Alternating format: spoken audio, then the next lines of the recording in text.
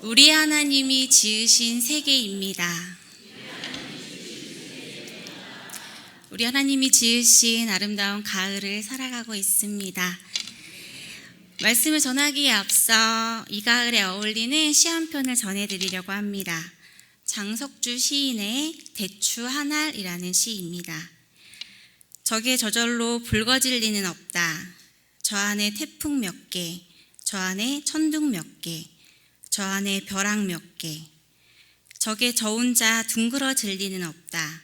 저 안에 무서리 내리는 몇 밤, 저 안에 땡볕 두어 달, 저 안에 초승달 몇 낮. 처음 이 시를 접하고 얼마나 은혜가 되었는지 모릅니다. 대추 한 알이 붉어지기 위해 필요한 것이 무엇이었을까요? 태풍이 몇 개, 천둥이 몇 개, 벼락이 몇 개. 대추 한 알이 둥그러지기 위해서 필요한 무서리 내리는 몇 밤, 땡볕이 두어 달, 초승달 몇 낮의 시간이 대추 하나를 둥그러지게 합니다. 대추 하나를 위하여 필요한 과정입니다. 이 시 한 편을 들으시면서 무엇이 떠오르십니까? 우리의 삶이 떠오르지 않으신가요? 우리의 삶이 그렇습니다. 수차례 태풍을 겪고 수차례 천둥을 만나고 몇 번의 벼락과 때때로 만나는 땡볕과 수없이 지나는 초승달들을 보아야만 만나는 오늘입니다. 우리가 살고 있는 오늘은 바로 그러한 과정과 그러한 시간 속에서 살아가는 한날입니다. 우리의 오늘을 빚어가시는 창조주 하나님을 만나시는 가장 특별한 오늘이 되시기를 소망합니다. 오늘 신명기 8장 말씀은 이스라엘 백성이 40년의 광야 생활을 한 뒤에 출애굽 사건을 돌아보며 은혜를 기억하며 전하는 모세의 설교입니다. 2절 말씀에서 모세는 광야길을 걷게 하신 것을 기억하라고 전하고 있습니다. 모세가 기억하라 전한 것은 지난 40년 동안 걸어온 모든 여정을 말합니다. 그들이 기억할 것이 있다면 40년 광야의 여정 속에서 하나님께서는 그들을 끝까지 버리지 않으시고 도우시고 인도하셨다는 사실입니다. 이 본문을 다르게 말해볼까요? 그가 광야에서 너를 이끌어 가셨던 그 모든 길을 너는 기억하라입니다. 그들이 기억해야 하는 것은 하나님께서 이스라엘 백성들을 단지 광야를 걷게 하신 것뿐만 아니라 친히 그들을 광야로 데리고 다니시며 그들이 걸어가는 동안 하나님께서 그들을 연단하셨던 그 모든 과정을 기억하라는 것입니다. 출애굽기에서 가장 많이 반복되어지는 이스라엘 백성들의 모습을 아시지요? 40도 이상의 고열이 오르내리고 이스라엘 백성들은 40년 동안 뜨거운 광야길을 걸었습니다. 그들의 광야 생활은 반복되는 불평과 원망이었습니다. 그러나 그들의 불평이 이해가 됩니다. 어쩌면 그들의 불평은 너무나 당연한 것이었을지도 모릅니다. 생각해 봅시다. 겨우 애굽에서 빠져나왔습니다. 그런데 눈앞에는 말도 안 되는 바다가 펼쳐져 있습니다. 또 어떤가요? 뒤에는 애굽의 군인들이 무섭게 쫓아오고 있습니다. 앞뒤로 꽉 막힌 상황 속에서 감사가 절로 나올 수 있었을까요? 이스라엘 백성들의 원망은 너무나도 당연한 것입니다. 그러나 어떤 사건이 벌어졌습니까? 하나님께서 바닷길을 만드셨습니다. 그리고 그들을 인도하여 내십니다.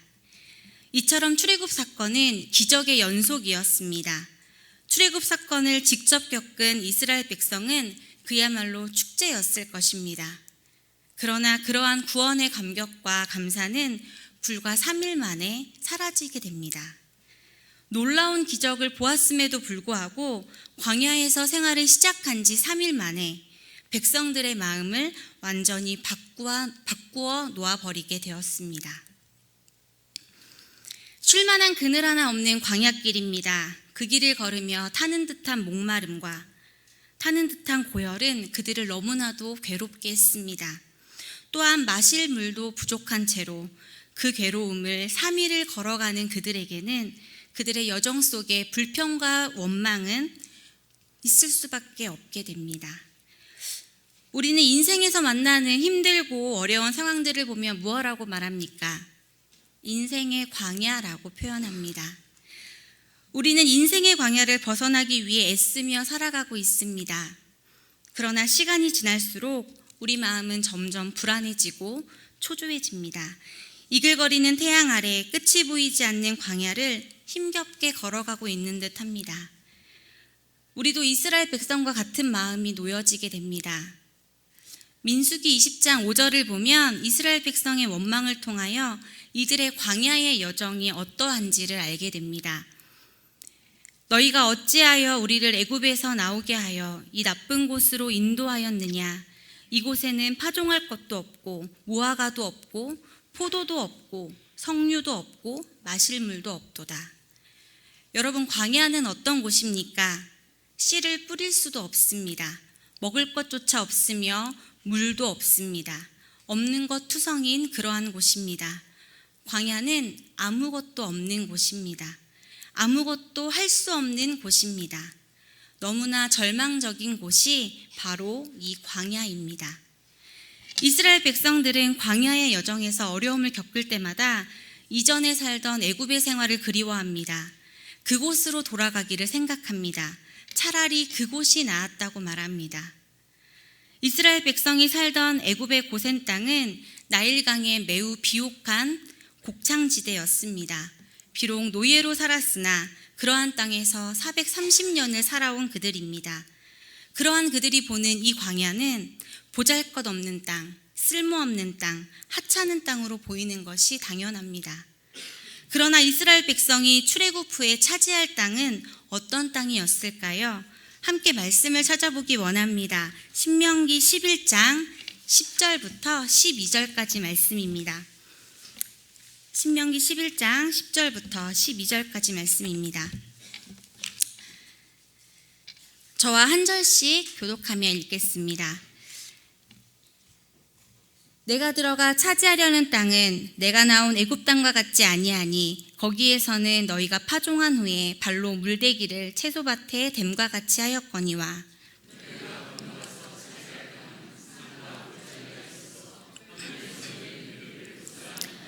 함께 읽기 원합니다.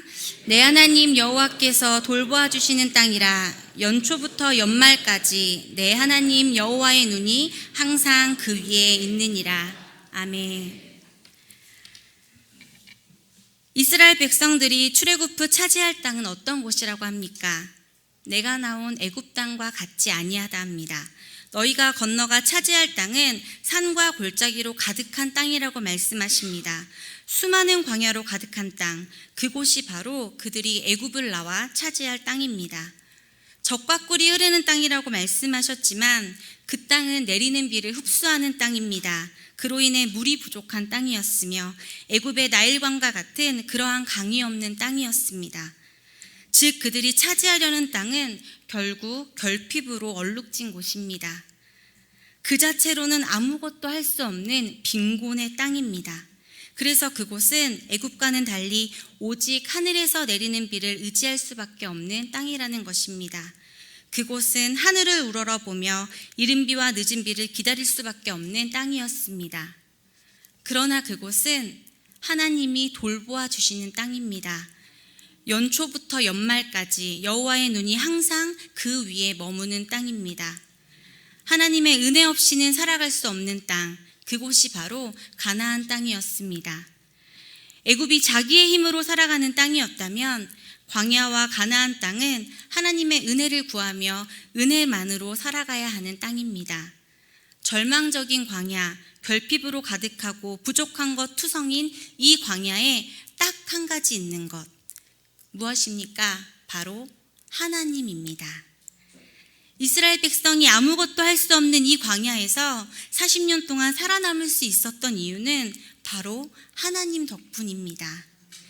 이스라엘 백성은 스스로 살아내야 했던 땅을 떠나 이제 하나님이 돌보시는 곳으로 옮겨가고 있는 것입니다.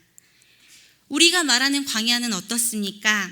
우리가 생각하는 광야는 내 마음대로 할 수 없는 곳, 내가 아무것도 할 수 없는 곳, 내 뜻대로 할 수 없는 곳, 그곳을 우리는 광야라고 말합니다. 그러나 성경은 이렇게 이야기합니다. 광야는 우리 뜻대로 할 수 없기에 광야가 아니라고 말합니다. 하나님이 돌보아 주시는 땅, 하나님의 시선이 언제나 항상 그 위에 머무는 땅이 바로 광야라고 말하고 있습니다. 우리가 부족하다고 말하는 땅, 결핍투성이 땅 광야, 가도 가도 어디가 끝인지 알 수 없는 미래에 대한 불확실성으로 가득한 불안하기만 한 땅. 광야는 분명히 애굽과 비교하면 부족한 땅입니다. 그러나 성경은 이토록 부족한 땅임에도 불구하고 전혀 다르게 이야기합니다. 신명기 2장 7절 말씀입니다. 제가 읽겠습니다. 내 하나님 여호와께서 내가 하는 모든 일에 내게 복을 주시고 내가 이 큰 광야에 두루 다님을 알고 내 하나님 여호와께서 이 40년 동안을 너와 함께 하셨으므로 내게 부족함이 없었느니라 하시기로. 이 큰 광야를 지나는 40년 동안 내 하나님 여호와께서 너와 함께 하셨으므로 내게 부족함이 없었다 말씀하십니다. 우리가 부족한 곳이라고 생각했던 광야는 결코 그들에게 부족함이 없는 곳이었습니다. 광야가 부족함이 없던 이유는 그 땅이 비옥해서도 아닙니다. 결핍이 없어서도 아닙니다. 애굽에 비해 부족한 것 투성이었던 곳이지만 애굽에 없는 것이 있었습니다. 충만하신 하나님, 여호와 하나님께서 함께 하시기에 부족하지만 부족하지 않은 곳, 그곳이 바로 광야입니다. 낮에는 구름기둥, 밤에는 불기둥으로 이스라엘 백성을 지키시고 인도하시는 은혜가 있었습니다. 만나가 있었습니다. 오늘 함께 읽은 신명기 8장 4절 말씀을 보면 40년 동안 의복이 헤어지지 않았다고 하십니다. 발이 부르트지 않게 해주셨습니다. 어떻게 40년 동안 모래와 자갈이 가득한 광야길을 걸어도 의복이 헤어지지 않고 발이 부르트지도 않았던 것일까요? 하나님께서 기적을 베푸셔서 한 번 입은 옷이 절대로 헤어지지 않았다는 것이 아닙니다.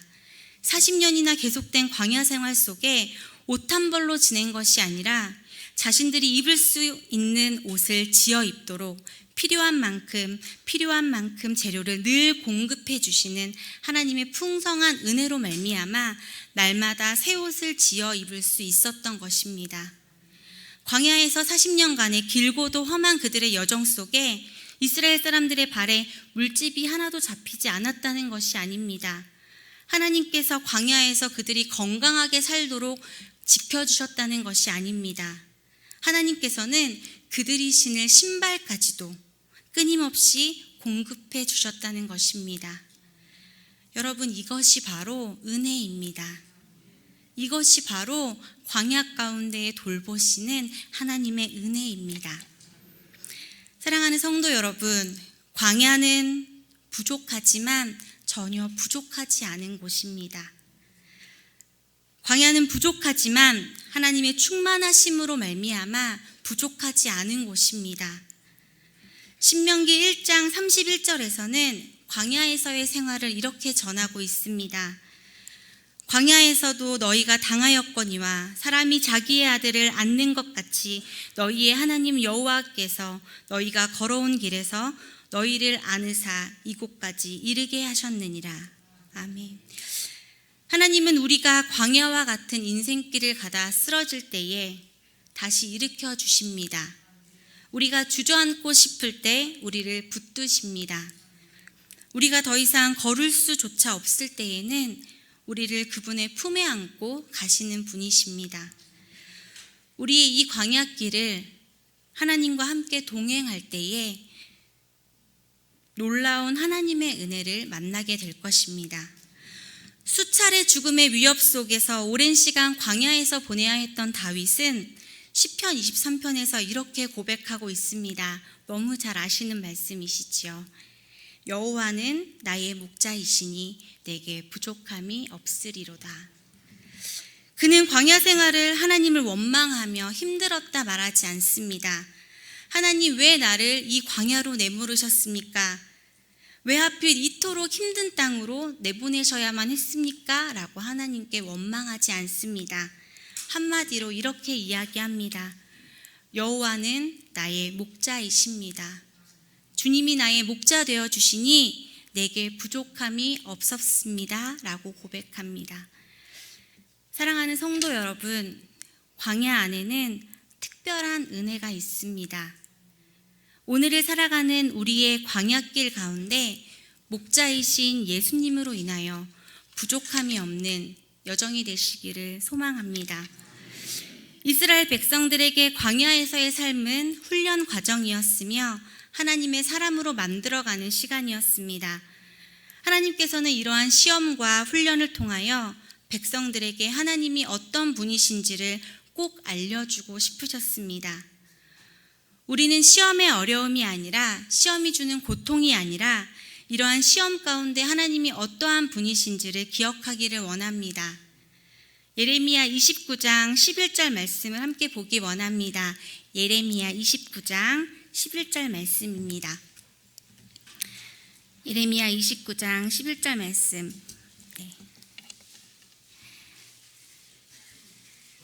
함께 읽겠습니다.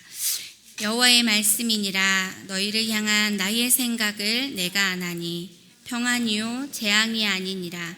너희에게 미래와 희망을 주는 것이니라. 아멘. 그렇습니다. 하나님은 시험을 통하여 우리에게 재앙을 주시려는 것이 아닙니다. 광야를 통하여 그들에게 40년의 고통을 주시려는 것이 아니었습니다. 평안과 미래와 희망, 약속의 땅을 주시려는 하나님에 대한 확신이 우리에게 있어야 할 것입니다. 홍해 사건을 통해서 구름기둥과 불기둥, 만나와 메추라기를 통하여 40여 년의 광야 생활을 통하여 하나님께서는 나는 너희를 먹이고 너희를 반드시 돌보는 여호와 하나님이심을 이스라엘 백성들에게 보여주고 계신 것입니다. 하나님은 광야를 살아가는 이스라엘 백성들에게 그들의 삶을 지탱하고 있는 이 모든 것들이 바로 하나님으로부터 왔음을 알길 원하셨던 것입니다. 이와 같이 우리가 광야를 보며 이 광야는 하나님의 눈이 언제나 머무는 땅이며 부족하지만 하나님으로 말미암아 부족하지 않은 땅이라는 것을 기억하기를 소망합니다. 하나님이 어떠한 분이신지를 드러내시는 땅이심을 기억하기를 원합니다. 출애굽한 이스라엘 백성들에게 가나안 땅으로 가기 위하여 광야는 반드시 지나가야 하는 곳이었습니다. 우리가 피하고 벗어나고 싶어하는 이 광야가 사실은 피할 수 없는 곳입니다. 앞서 말했던 것처럼 우리가 살아가는 인생 자체가 바로 광야이기 때문입니다. 이 광야를 잘 지나갈 때에 약속의 땅에 기쁨으로 들어갈 수 있는 것입니다. 그렇다면 여러분의 광야 어떻게 지나가야 잘 지나가는 것일까요? 출애굽의 목적은 애굽에 붙잡혀 세상에 붙잡혀 노예로 살고 있는 이스라엘 백성들을 광야로 불러내어 하나님의 자녀로, 하나님의 사람으로 회복시키시려는 하나님의 뜻이 있었습니다. 그렇다면 우리에게 하나님의 자녀됨을 회복시켜 주시는 분이 누구이실까요? 우리의 자녀됨을 회복시켜 주시는 분은 바로 예수 그리스도이십니다. 광야는 말씀이신 예수 그리스도, 말씀으로 오신 예수님을 꼭 붙잡고 지나가야 하는 땅입니다. 우리의 광야 결코 혼자 가는 걸음이 아닙니다. 광야 가운데 사탄의 시험을 온전히 통과하시고 승리하신 예수 그리스도께서 우리와 함께 하시며 우리의 광야에서 승리하게 하실 것입니다. 그리스도인에게 가장 중요한 것은 우리의 이 여정 가운데 하나님을 신뢰하는 것입니다. 예수 그리스도를 바라보는 것입니다. 예수님을 꼭 붙잡고 가는 것입니다. 예수님만이 오늘을 살아가는 광야의 여정 가운데 있는 우리에게 유일한 답이 되어 주심을 믿으시기를 바랍니다. 말씀을 맺습니다. 사랑하는 성도 여러분, 하나님 나라를 살아가는 것은 우리에게 주어진 오늘의 광야를 살아내는 것입니다. 하나님 나라를 살아간다는 것은 복 받는 것이 아닙니다. 누구보다 건강한 삶을 살아가는 것이 아닙니다. 누구보다 우리가 더 잘 되며 누구보다 더 나은 삶을 살아가는 것이 아닙니다. 하나님 나라를 산다는 것은 예수님과 함께 광야를 살아가는 것입니다. 우리의 인생의 광야길 가운데에 예수님이 함께 하십니다. 예수님과 함께하는 여정입니다. 예수 그리스도와 함께 이 길을 걸어갈 때에 우리의 오늘은 결코 부족하지 않을 것입니다. 충만하신 하나님으로 말미암아 우리의 광야길에 놀라운 은혜를 맛보는 그러한 오늘이 되시기를 소망합니다. 함께 기도하겠습니다.